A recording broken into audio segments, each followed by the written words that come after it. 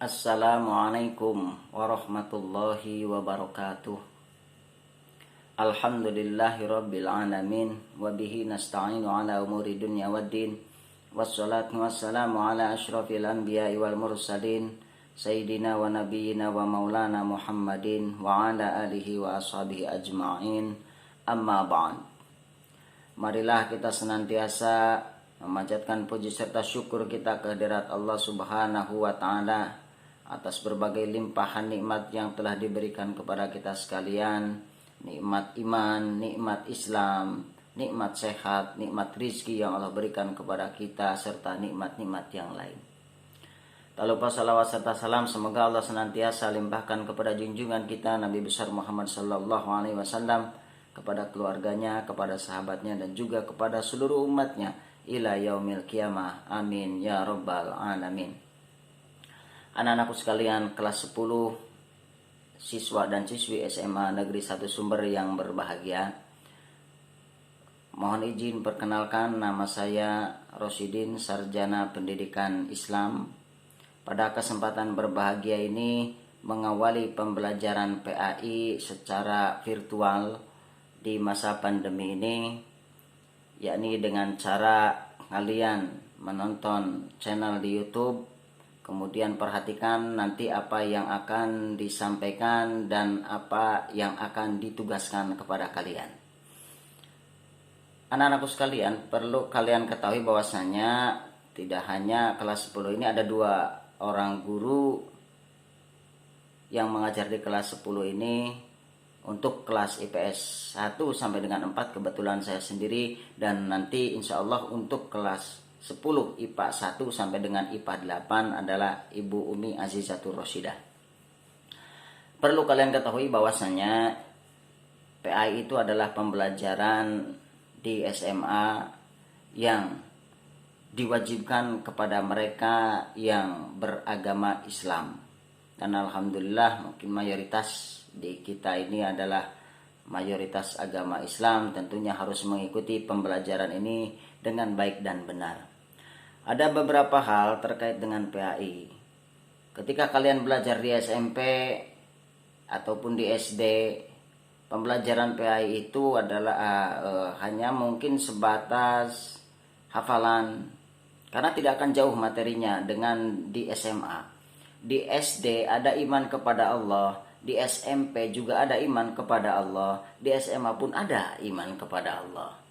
Akan tetapi nanti secara pembahasan akan senantiasa lain, karena cara tingkat berpikir kalian juga sudah berbeda dengan SD, SMP dan sekarang kalian menginjak di SMA. Mungkin ketika kalian belajar di SD tentang iman kepada malaikat, hanya menyebutkan malaikat beserta tugasnya. Malaikat ini tugasnya ini, Jibril, Mikail, Israfil, Ijrail, dan lain sebagainya. Kemudian tugasnya menyampaikan wahyu dan lain sebagainya. Kemudian kalian beralih di SMP. Di SMP juga mungkin kalian pernah belajar iman kepada malaikat. Akan tetapi mungkin lebih detail. Mungkin di situ sudah dijelaskan dalil tentang iman kepada malaikat. Kemudian di situ juga mungkin sudah dibahas bagaimana sifat-sifat malaikat. Malaikat seperti apa? Apa bedanya malaikat dengan makhluk Allah lainnya selain daripada manusia? Misalkan dengan jin, dengan setan, ada ifrit dan lain sebagainya. Ini mungkin di SMP sudah dipelajari. Nah, bagaimana pembelajaran iman kepada malaikat itu di SMA? Tentunya mungkin ini akan lebih kontekstual lagi. Jadi tidak hanya tekstual, kita akan mempelajari kontekstualnya. Nah, ketika kalian sudah beriman kepada malaikat, apa yang harus kalian lakukan? Mungkin di situ bedanya. Kita harus begini dan sebagainya. Jadi berkembang, lebih berkembang. Berbeda dengan di SD, di SMP, di SD dan di SMP.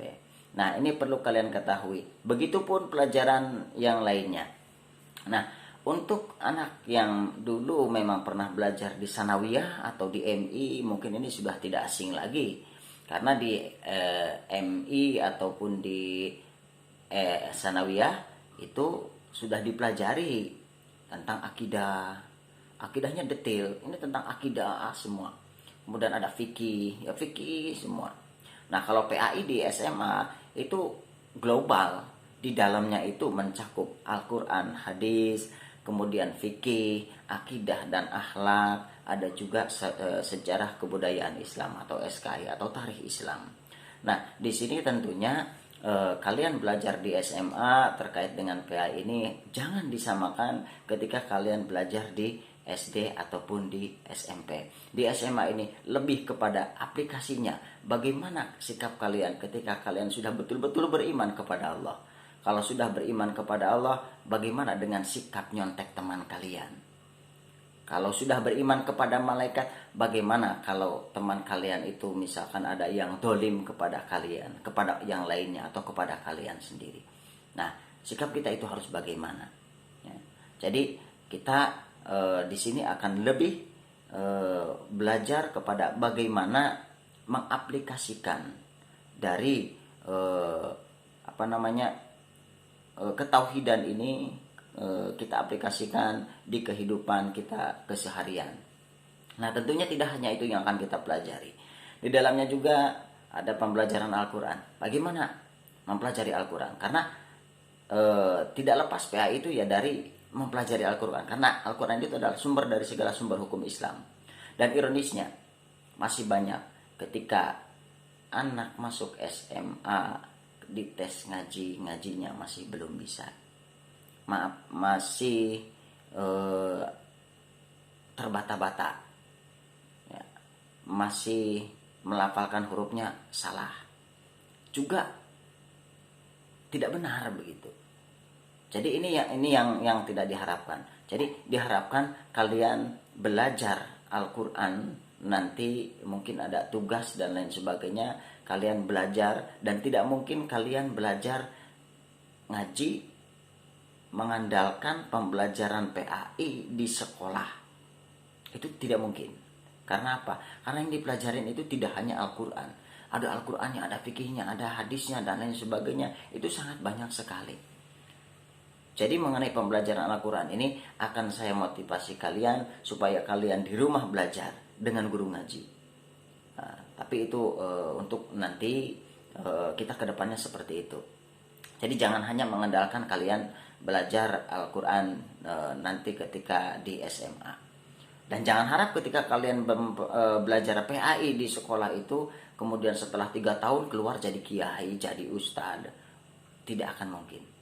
Mau jadi kiai, mau jadi ustad itu harus menyelesaikan pesantren minimal itu 5 atau 6 tahun. Itu minimal. Bahkan ada yang sampai dengan 10 tahun.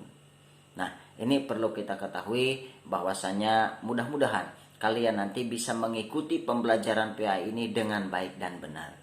Kemudian yang kedua, kehadiran, ya.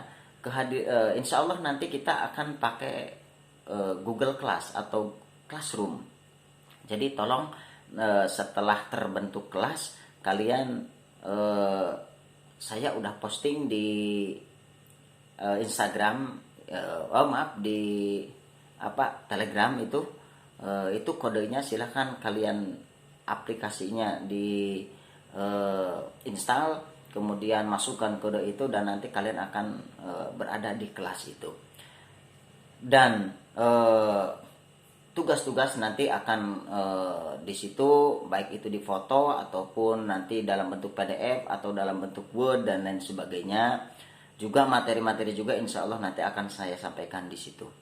Kemudian untuk tugas kali ini tentunya kalian kelas 10 untuk pembelajaran PAI, tugas pertama kalian wajib punya buku PAI, buku tulis. Dan buku tulis itu mohon disampul. Sampulnya warna hijau. Ingat, sampulnya warna hijau. Kemudian di pojok kanan atas tolong kasih foto 4x6 foto ayah kalian. Ibu ya. Kemudian di pojok kiri atas tempelkan lagi foto ibu kalian berukuran 4x6.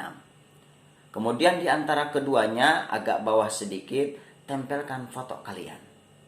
Jadi sampul warna hijau, kemudian dikasih foto kedua orang tua kalian, di pojok kiri atas ayah kalian, di pojok kanan atas ibu kalian, kemudian di bawahnya foto kalian sendiri.